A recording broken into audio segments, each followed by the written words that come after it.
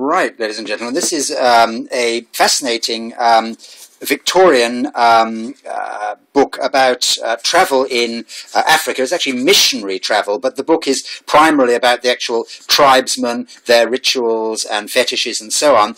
It's about Thomas Birch Freeman, missionary pioneer to Ashanti, Dahomey and Egba.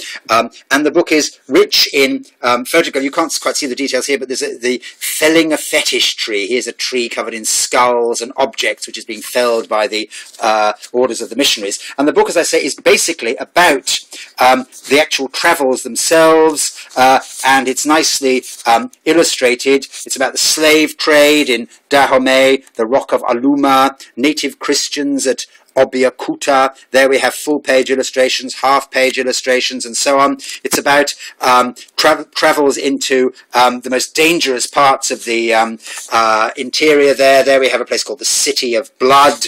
All sorts of tribal sacrifice rituals are described, meeting native chiefs, native rituals and ceremonies, and there are plenty of illustrations of the people themselves. So the focus is not so much on God and Christianity, but on actual discovery.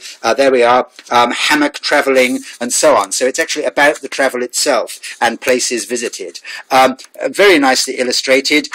There are also prints and pictures of native costume and artifacts. There we have Yoruba charms and so on. So that gives you some idea of the book. But basically, it's a book about travels in Africa, and I can't remember the date, but I think it's sort of 1890s, something like that. It's not actually dated, but I have found copies of it on the internet, and they're around £30 to £40, 30, 38, £46 seems to be the going price. So it's a scarce-ish book of African travel. Nice, pretty clean cover, in decent condition, 1890s book of African travel in Dahomey and among the Ashanti. Thank you very much.